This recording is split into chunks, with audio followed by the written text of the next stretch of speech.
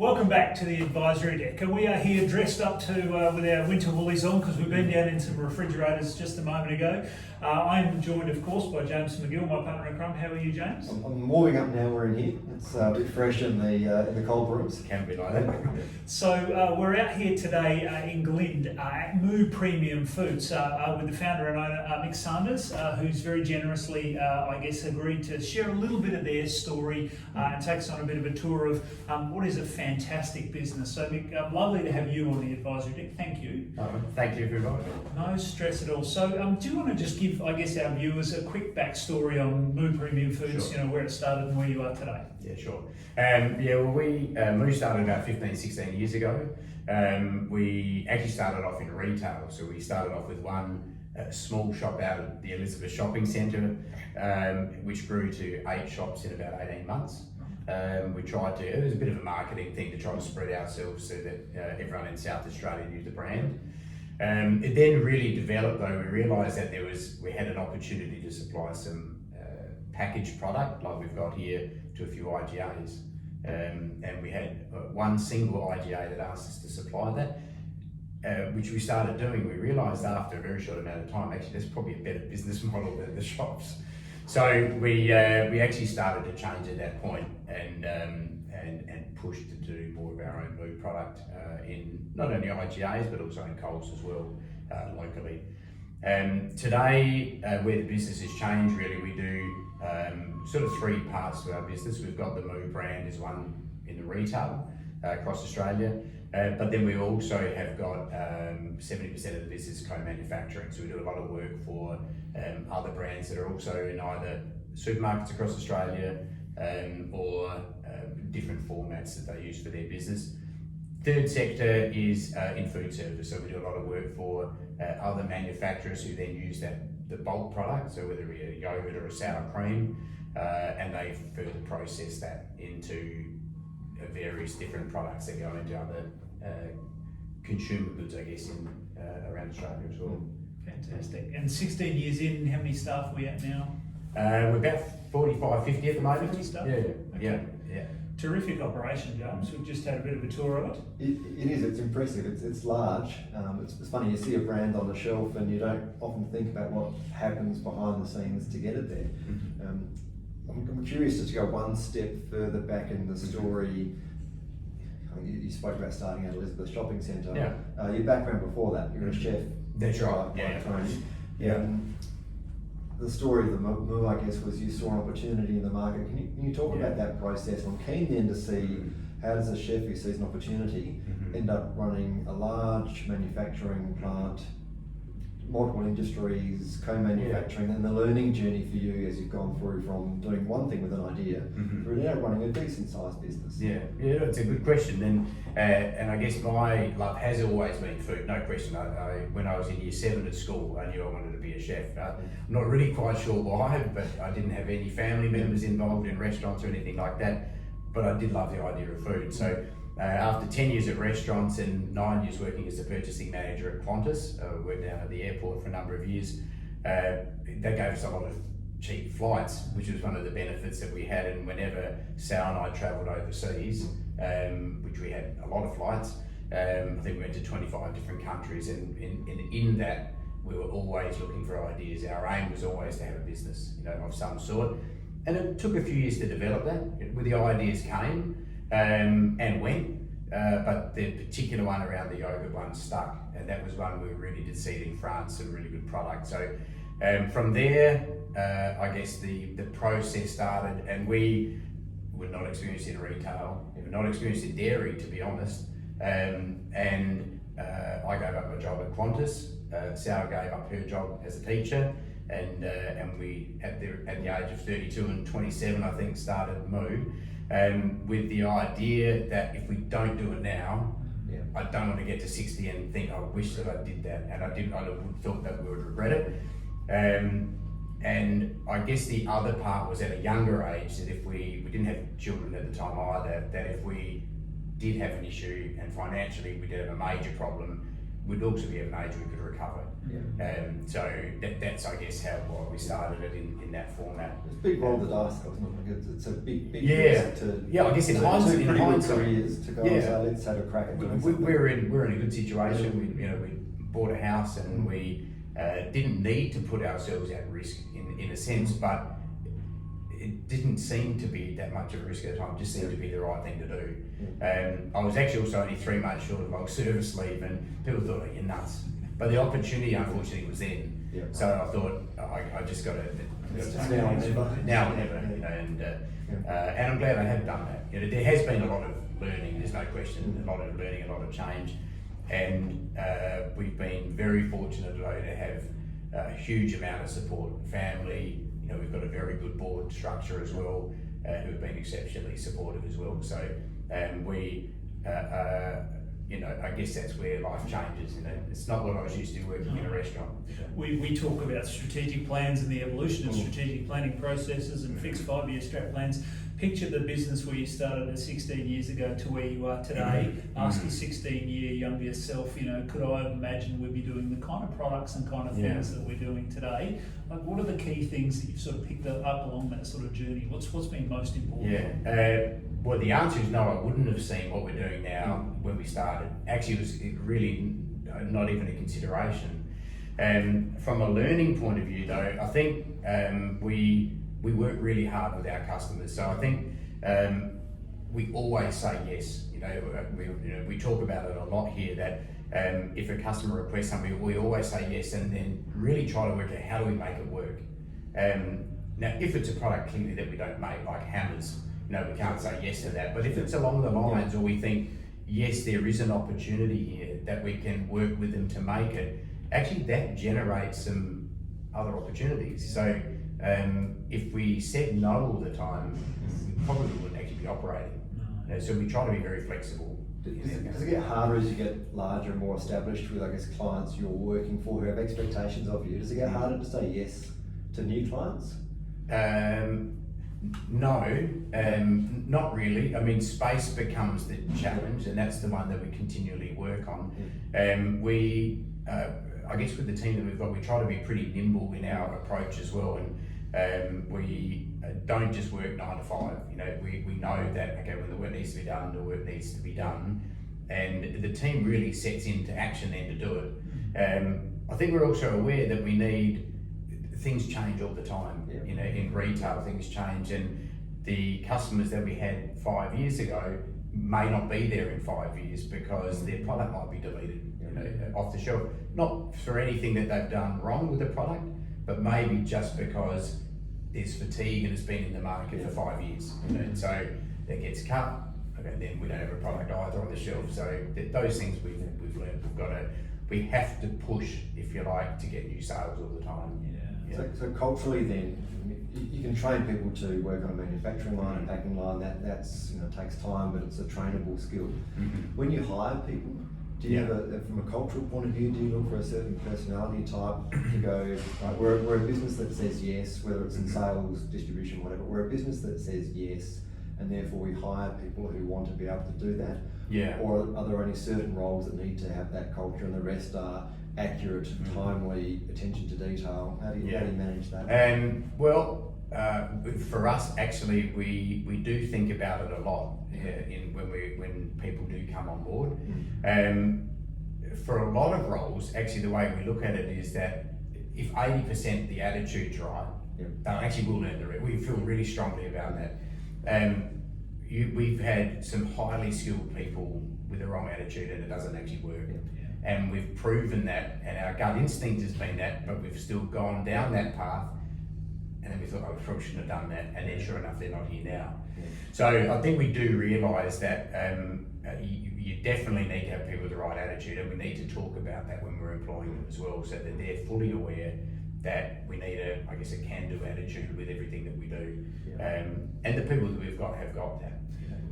You were talking a little bit earlier off camera about a really big challenge that you had a couple of years ago in the business, a technical challenge with some equipment, and just the difficulties of that, the time, the stress, the worry, and the financial burden that came as well, and then coming out the other side of that.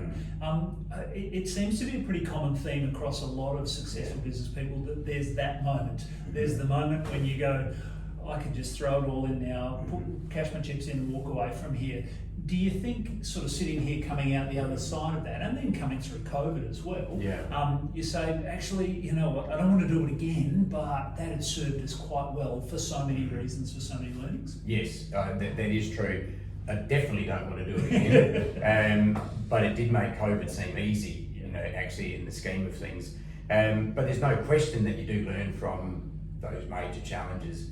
I think from a resilience point of view, it's crucial, you know, but you need to have the people around to be able to help with that as well. I mean, it's not just me, you know, you need the support of family, you need the support of, I guess, the board, but importantly, you need the support of the staff, you know, and they, you know, I guess they feel it as well, you know, so trying to, you know, I guess get through that in a logical manner, but keep them from not fearing that they might not have a job is that's probably one of the biggest challenges at a time when you're actually thinking it yourself. You know? So but there's certainly a lot to learn. And the family business brings an interesting dimension to that as well. You know, you live and work with your wife as a business partner here as well. You know, a lot of that can be a real stress and a real challenge. What have you learned about, I suppose, separating things out or blending things, you know, appropriately? Yeah. Well, I think we blended actually rather than separated it.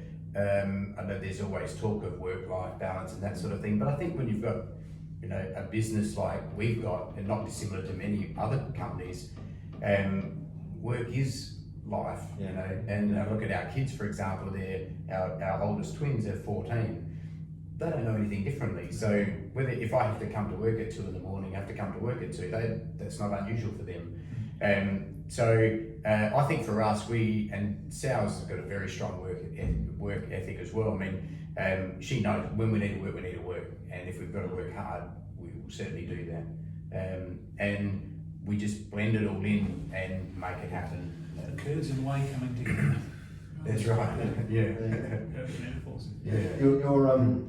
I'm curious about now. Talk about the situation a few years ago. There was a bit of a crossroads. Could have gone either way, and you backed yourself, did the hard yards, and are much better for it.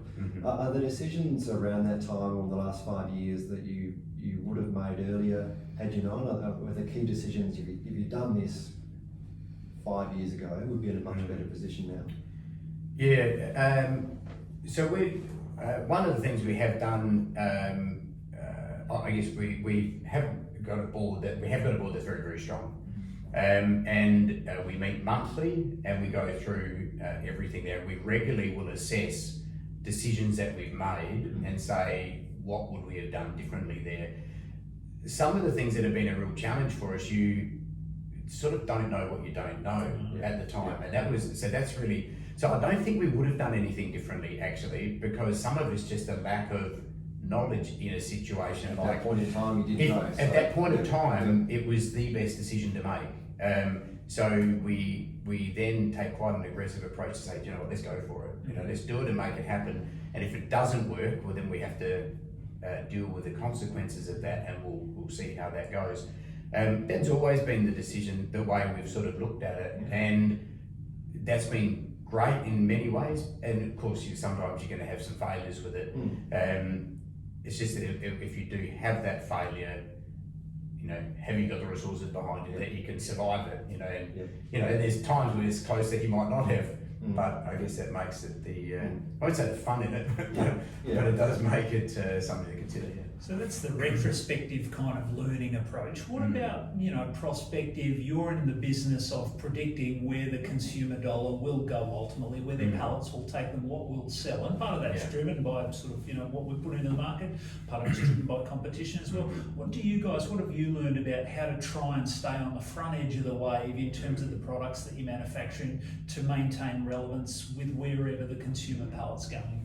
Well, we do a lot of work on what is happening in the market. You know, we keep a very close eye on the market, and I guess we can see where trends are. So we've got to try to remain on top of that. Sometimes you can't. Sometimes they actually go, and in particular in the yogurt category, particularly in the retail, so in supermarkets, it moves that quickly that it can be really hard. So sometimes you miss it, it goes that quick that you miss it.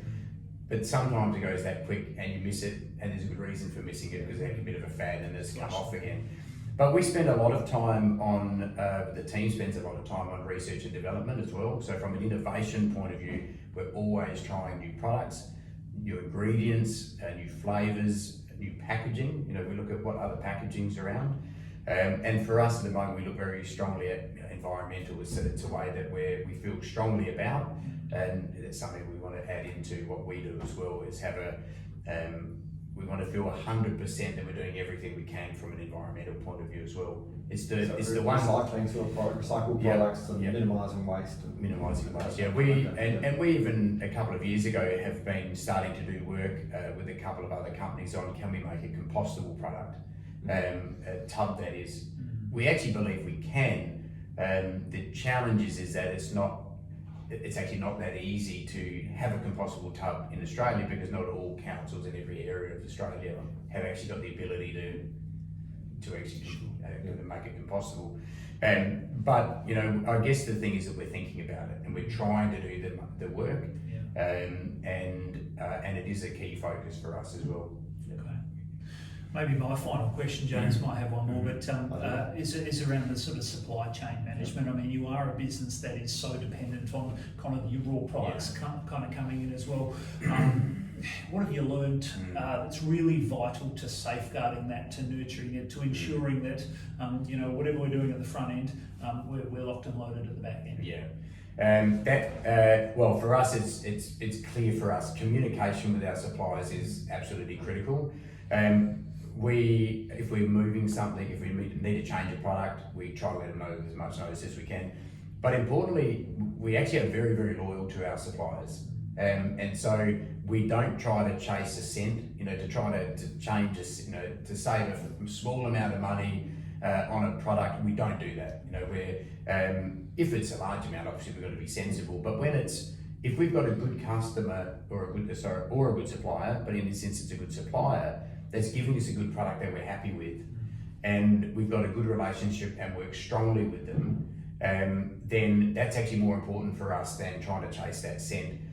I guess what we've learnt in the past, and because we're here, 24 hours a day, if we need something at 2 o'clock in the morning, I feel very comfortable. I could ring a CEO or another owner of another business and say, actually, we've got a bit of a problem, can you help us out? And they'll get the product to us.